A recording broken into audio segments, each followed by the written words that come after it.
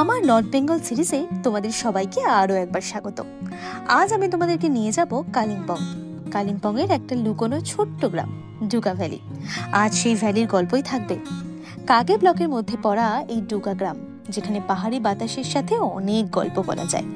কোলাখামের পর এটা কালিম্পংয়ে টেকনিক্যালি আমার দ্বিতীয়বার আসা।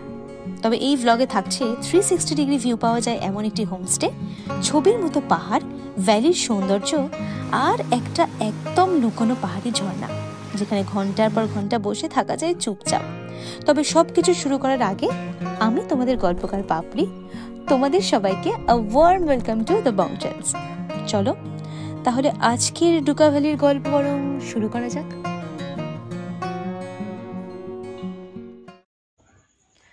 গুড মর্নিং সবাইকে, গুড মর্নিং ফ্রম রেলিং। আমি এই মুহূর্তে আছি রেলিংয়ে, বিজনবাড়ির খুব কাছে একটি সুন্দর গ্রাম। এবং রেলিংয়ে আমি যেখানে আছি সেই হোমস্টেটাও অসাধারণ। তবে এই পর্বে আমি সেই তথ্য তোমাদের দেবো না, সেটা পরবর্তী পর্বের জন্য থাক। আজ আমি যাচ্ছি কালিম্পংয়ের ডুগা ভ্যালি। তাই এই পর্ব ডুগা ভ্যালির গল্প। এই পর্বে থাকবে এখান থেকে কালিম্পং যাওয়ার গল্প, যাত্রাপথের বিবরণ সবটা।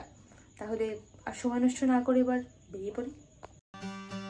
গন্তব্যে তো যাবই, তবে আজ তোমাদের সাথে জার্নিটাও শেয়ার করব, কারণ journey is more beautiful than destination. ঘুম স্টেশন থেকে আমরা রওনা দিয়েছি। আবহাওয়া কিন্তু খুব একটা ভালো নয়, ধীরে ধীরে মেঘ জমছে আর যখন তখন বৃষ্টি নামছে।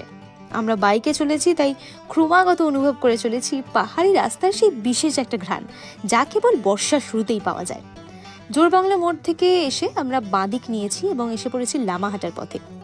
পাহাড়ি রাস্তা মানে বাঁক, চড়াই, উতরাই, আর প্রতিটা মোড়ে নতুন কোনো দৃশ্য অপেক্ষা করে আছে আমাদের জন্য। দেখো, এই রাস্তাটা মনে হচ্ছে না যেন আমাদের সাদরে আহ্বান জানাচ্ছে? দূরের পাহাড়গুলো কেমন যেন মেঘের মধ্যে লুকিয়ে পড়ছে। বাইক দুর্বার গতিতে এগোচ্ছে, এখন স্পিড ওই 40 কি 45-এর আশেপাশে। কিন্তু তাও চারিপাশটা কেমন শান্ত লাগছে না। আকাশ এতটাই কুয়াশায় ভরা যে মাঝে মাঝে একদম জিরো ভিজিবিলিটি। কিন্তু জানো, এই রাইডটাই তো চাই আমরা বর্ষার দিনে। ভিজে রাস্তা, সবুজ গাছগাছালি, যেন একটু আগেই স্নান সেরে উঠেছে। আর আমার স্বপ্নের মতো লাগছে সবকিছু। আমি আপ্লুত।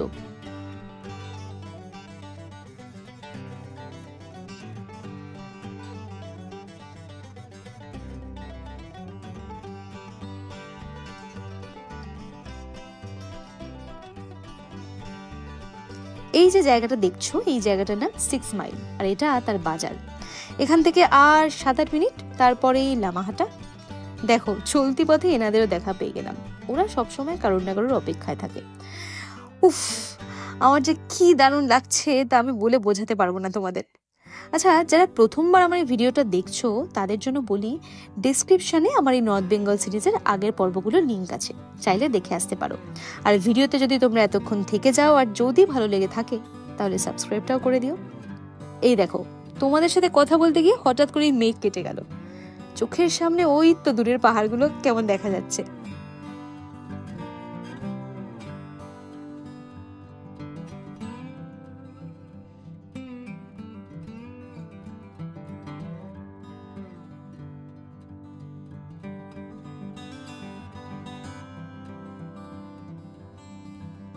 এবার আমরা এসে পড়েছি লামাহাটায়। আমার ডান দিকে লামাহাটা। এবার আর থামছি না, কারণ আগে একবার এখানে এসেছিলাম। থামছি না তার অন্যতম কারণ হলো আমাদের গন্তব্যে পৌঁছতে হবে ঠিক 2:30টার মধ্যে। তবে এবার আমরা নিচের দিকে নামছি, অর্থাৎ তিস্তার দিকে। পথে পড়বে লাভার্স পয়েন্ট।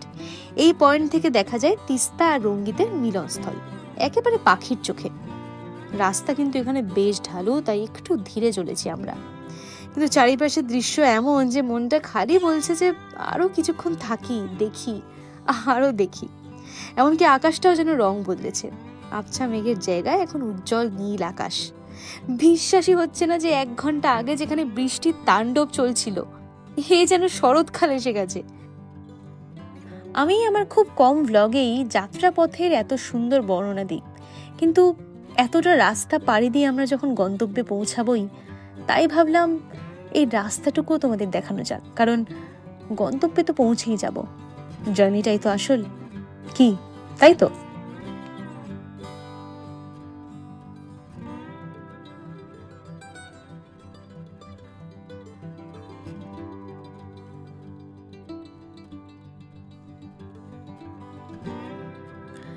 দেখো, এই কালিম্পং যাওয়ার কিন্তু অনেকগুলো রাস্তা আছে।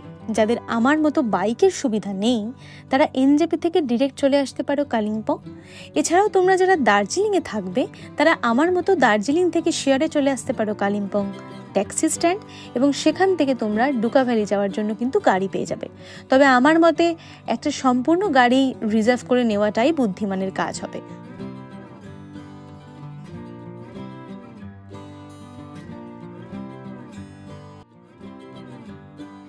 এই তো এবার আমরা এসে গেছি লাভার্স পয়েন্টে।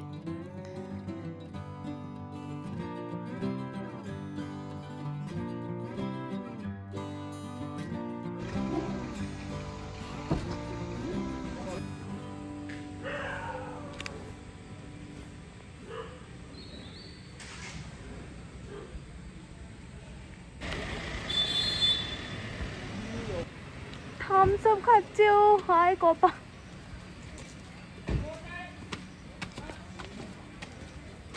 লাভার্স ভিউ পয়েন্টে আমরা একটুখানি দাঁড়িয়েছি।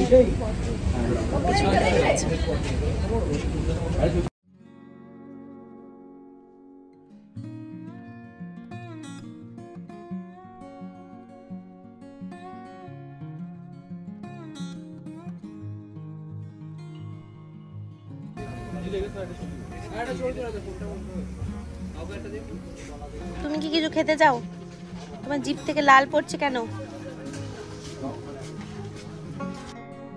প্রায় 15 মিনিটের বিরতি নিয়ে এবার আমরা বেরিয়ে পড়েছি তিস্তা বাজারের দিকে।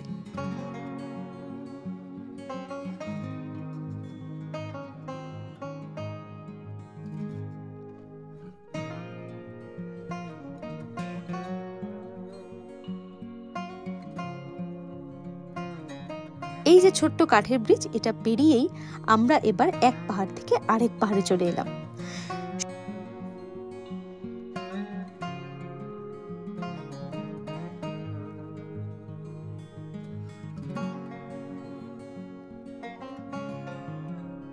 সমস্যা তো এখানেই যে রাস্তা খুব একটা ভালো নয়, তিস্তার তাণ্ডবে অবস্থা বেসামাল, তবুও চলা যাচ্ছে এই যা।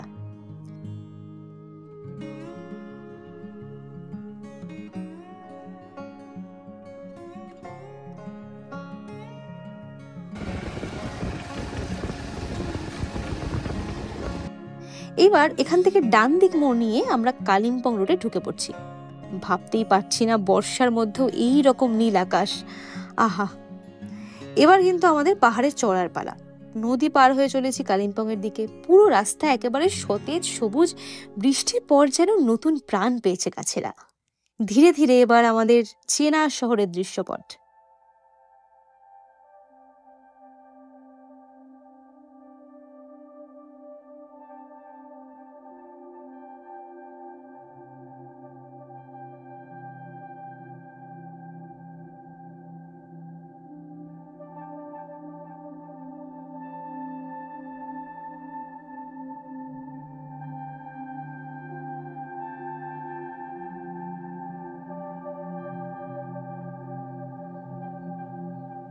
আবারও রাস্তার মাঝে একটা নদী পেয়ে গেছি। সম্ভবত এটা রঙ্গিত, কারণ তিস্তার জল এত পরিষ্কার নয়। কি অসাধারণ লাগছে।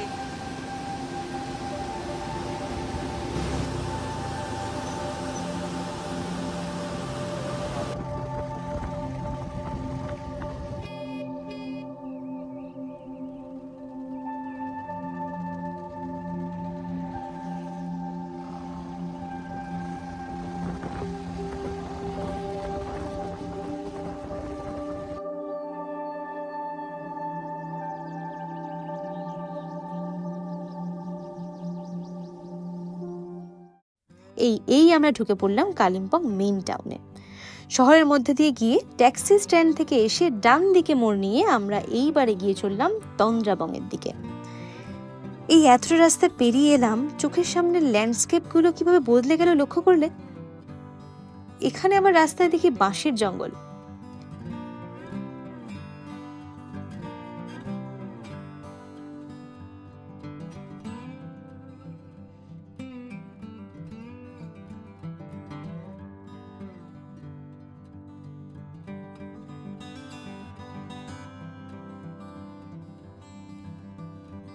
রাস্তায় যেতে যেতে মাঝে এক জায়গায় দাঁড়িয়েছি, কারণ এখান থেকে ভিউটা জাস্ট অসাধারণ আসছে, সেই জন্য ভালো একটু দাঁড়িয়েই যাই। দেখো পেছন দিকের পাহাড়টা কি সুন্দর। বর্ষাকালের পাহাড়ে এইরকম একটা সুবিধা আছে কিন্তু, মানে কখনো মেঘ, কখনো রোদ, কখনো আবার চারিদিক ঝকঝকে হয়ে পরিষ্কার হয়ে যাওয়া, অনেকটা আমার মুডের মতো। বাহ, অসাধারণ, জাস্ট অসাধারণ ভিউ রয়েছে, দারুণ লাগছে।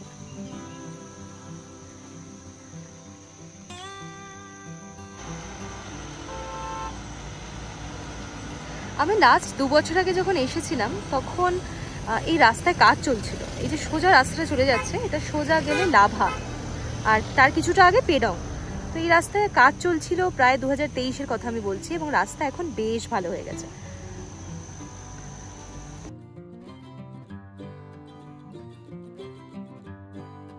এই তো আমরা প্রায় পৌঁছে গেছি এখন তেন্দ্রাবং।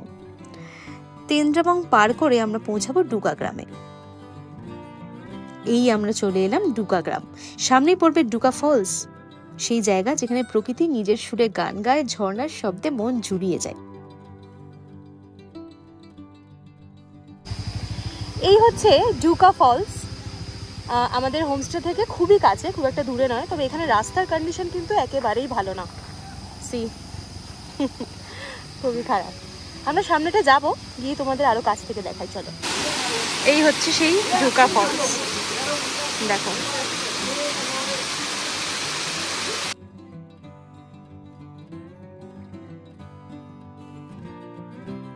সবশেষে বলি, রেলিং থেকে শুরু করে 4 ঘন্টা 25 মিনিটের এই দীর্ঘ মনোরম ভ্রমণ শেষে আমরা অবশেষে পৌঁছালাম কালিম্পং।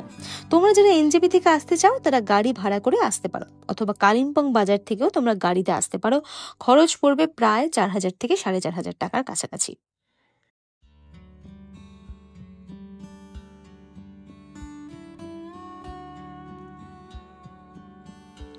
আমাদের পৌঁছতে বেশ বেলা হয়ে গেছিল, তাই ফেভিয়ানজিকে বললাম লাঞ্চটা যেন তাড়াতাড়ি সার্ভ করে দেয়। আর লাঞ্চে ছিল ভাত, ডাল, আলু ভাজা, ডিম আর পেঁপে দিয়ে একটা সবজি।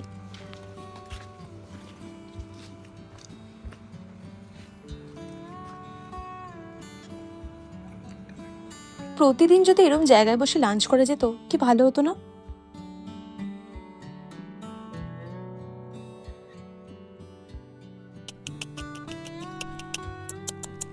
কোথায় ঢুকেও বসে আছে দেখো। এই যে পুচকু, আপনি কি বেরোবেন? আচ্ছা, তো চলো এবার তোমাদের আমি রুমগুলো দেখিয়ে দিই। এখানে একটা খুব সুন্দর দোলনা আছে, যেখানে বসেই সারাদিন কেটে যায়। এটা একটা কটেজ, এখানে গেস্ট রয়েছে, আমি তোমাদের দেখাতে পারছি না ভেতরটা। এটাও একটা কটেজ, আর এখানে পরপর 3টে রুম আছে, এবং এই রুমে প্রত্যেকটাই কিন্তু ডাবল বেড, অর্থাৎ তোমরা 4 জন করে ইজিলি এখানে থাকতে পারবে। যে রুমটাতে আমি আছি সেটা তোমাদের একবার দেখিয়ে দিই, চলো। তো এই হচ্ছে আমাদের রুমটা, এখানে মোটামুটি 4 জন আমরা রয়েছি। আর এই হলো পুরো ভ্যালি, এবং তার সঙ্গে এই হোমস্টের ভিউ। কি অসাধারণ না? দেখো, এই রুমের মেন অ্যাট্রাকশন হচ্ছে এই জানলাটা। এই জানলাটা দিয়ে খুব সুন্দর একটা ভিউ পাওয়া যায়, পুরো ভ্যালিটা এখান থেকে দেখা যায়। দেখো, খুব সুন্দর। এবার তোমাদেরকে আমি একটুখানি ওয়াশরুমটা দেখাই। এই হচ্ছে ওয়াশরুম, এখানে গিজার রয়েছে, বেসিন, আর বেশ পরিষ্কার পরিচ্ছন্ন। সব থেকে বেস্ট অপশন হচ্ছে এখানে একটা ওডোনিল আছে।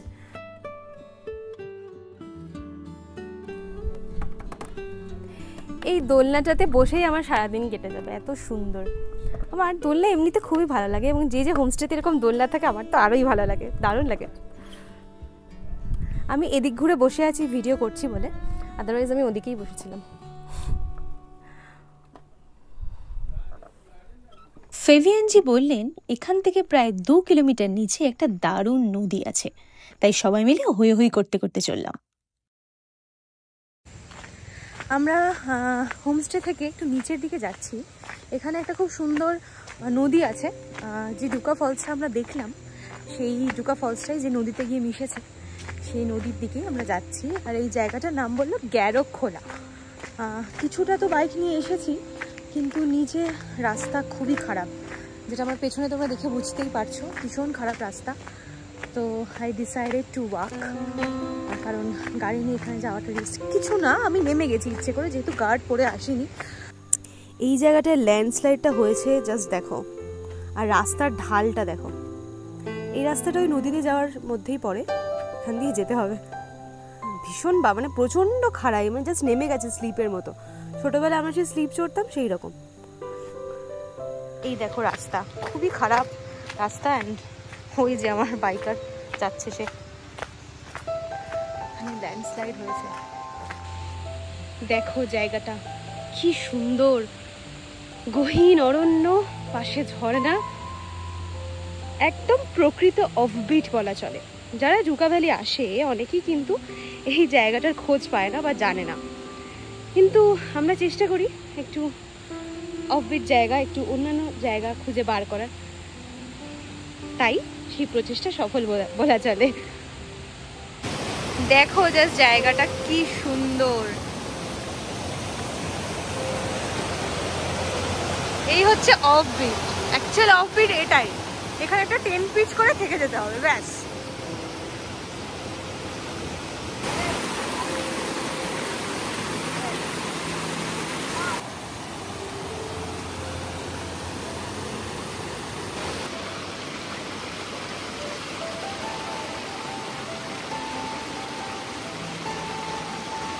যেখানটা আমি দাঁড়িয়ে আছি সেই জায়গাটার নাম গ্যারেজ খোলা। আমরা যে হোমস্টেতে রয়েছি, দুটো হোমস্টে, সেখান থেকে প্রায় 1.5-2 কিলোমিটার মতো নিচে। আর এরকম অফবিট জায়গা খুঁজে বার করতে বেশ ভালো লাগে, তাই না? মানে যেগুলো খুব একটা লোকজন আসে না, কেউ জানে না, এরকম ওয়াটারফল খুঁজে বের তো আমার দারুণ লাগে। খুব সুন্দর, দারুণ দারুণ।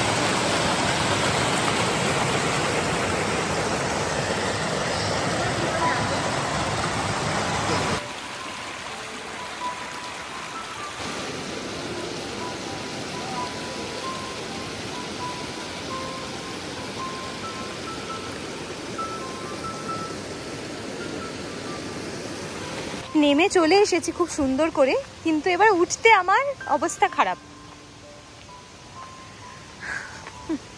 মানে এই রাস্তা দিয়ে পিলিয়ন নিয়ে বাইক নিয়ে যাওয়া খুবই চাপের ব্যাপার।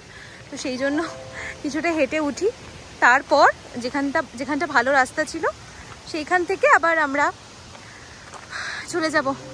আমি এখনই হাঁপাচ্ছি একটুকু হেঁটেই, দেখো শুধু।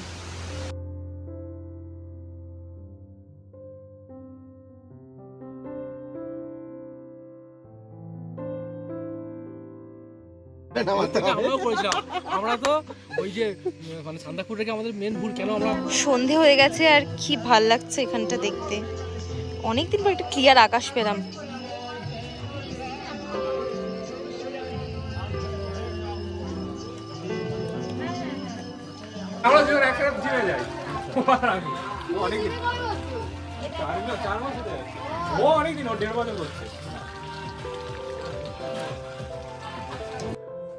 রাতের খাবারের জন্য আমাদের ডিনার ঘরেই দিয়ে দিয়েছে, আমি ঘরে নিয়ে নিয়েছি।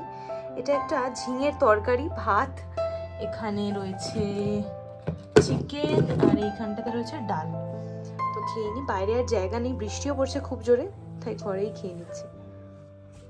এখানকার খাবারে এরা এত তেল দেয় কেন? প্রচন্ড তেল দেয় খাবার দাবারে।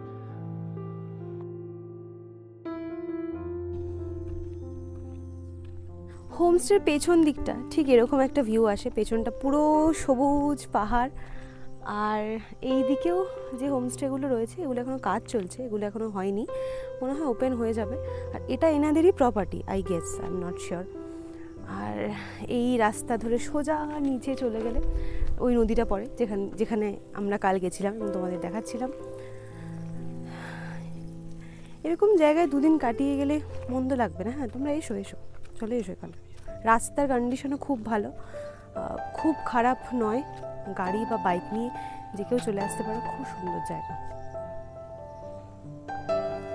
এখানে অনেক কুমড়ো গাছ হয়ে আছে, পেছন দিকটাও বেশ ফার্মিং রয়েছে দেখলাম। পাহাড়ে কত ফুল, কত গাছ অবহেলায় বেড়ে ওঠে।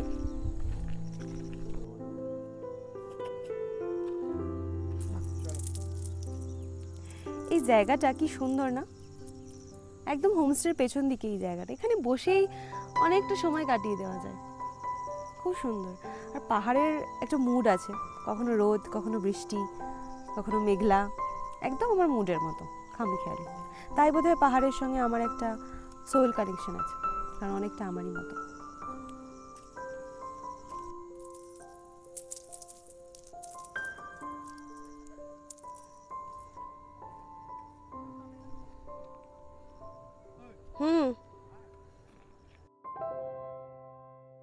এই হলো মেন রাস্তা, আর এই হলো আমাদের হোমস্টে। এবং হোমস্টে ঠিক পাশেই এই রকম একটা ভিউ, সারা দিন এবং রাত্রিবেলা তো অসাধারণ লাগে, আমি কাল দেখিয়েছি তোমাদের। আর এই জায়গাটায় দেখো, ওই লুপ যে হাইওয়েটা হচ্ছে সেটা এখান থেকেও সেটা দেখা যায়। তোমরা এসো এরকম একটা জায়গায় একটা দিন বা দুটো দিন কাটিয়ে না গেলে তাহলে তোমরা আর কি করছো? You must have come, you should come. ভীষণ সুন্দর একটা জায়গা, অসাধারণ। তোমাদেরকে আমি হোমস্টের ট্যারিফ একটু বলি। এই হোমস্টের ট্যারিফ মোটামুটি peak season and off season মিলিয়ে মিশিয়ে 1200 থেকে 1700-র মধ্যে ওঠানামা করে। পিক সিজনে এলে ডেফিনেটলি সেটা 1700-1800 হয়, এবং যদি একটু অফ সিজনে মানে বর্ষাকালে এই রকম সময় আসো তাহলে মোটামুটি 1100 থেকে 1300 টাকার মধ্যে তোমরা ইজিলি এখানে রুম পেয়ে যাবে। কটেজের ভাড়া হয়তো একটু বেশি। আর যেমন আমাদের খাবার দাবার থাকে সব হোমস্টেতেই, এখানেও সেম সিস্টেম, ডিফারেন্স কিছু নেই। আর বাকি জায়গাটা খুব সুন্দর, জায়গাটা অসাধারণ বললেও কম বলা হবে। স্পেশালি এই ভিউটা সারা দিন অসাধারণ লাগবে। এই জায়গাটায় ধাপে ধাপে চাষ হয়ে আছে, আমি দেখতে পাচ্ছি। জানি না আমার ক্যামেরা কতটা জাস্টিফাই করতে পারছে, মনে হয় বুঝতে পারছো তোমরা। এখানে পুরো ধাপে ধাপে চাষের জমি, চাষ হয়ে আছে, এবং পুরো এই ভ্যালিটাই এই রকম।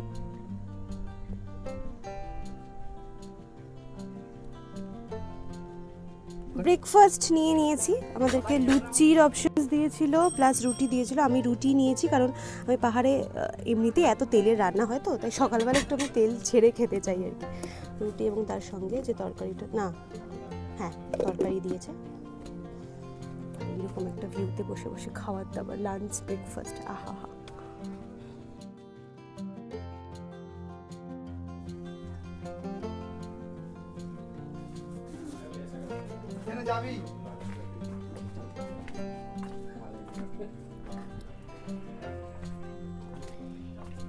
হোমস্টের পেছন দিকটাতেও খুব সুন্দর একটা ভিউ আছে, চারিদিকে পাহাড়, সবুজ,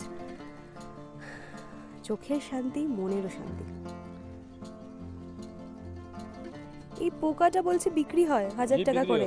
1000 টাকা करके। हाँ, क्या नाम है इसका? इसका नाम तुमपुम बोलते हैं। पकड़ लीजिए ना। नहीं मुझे काट लेगा ये।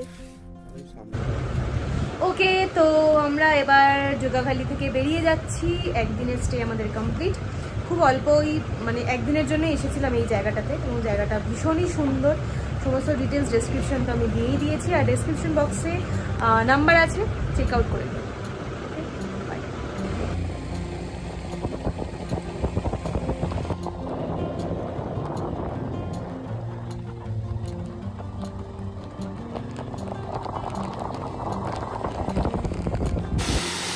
রাস্তার মাঝে যেতে যেতে দাঁড়িয়ে পড়েছি, একটা সুন্দর ফলস পেয়ে গেছি। কি ফলস এটা আমি জানি না,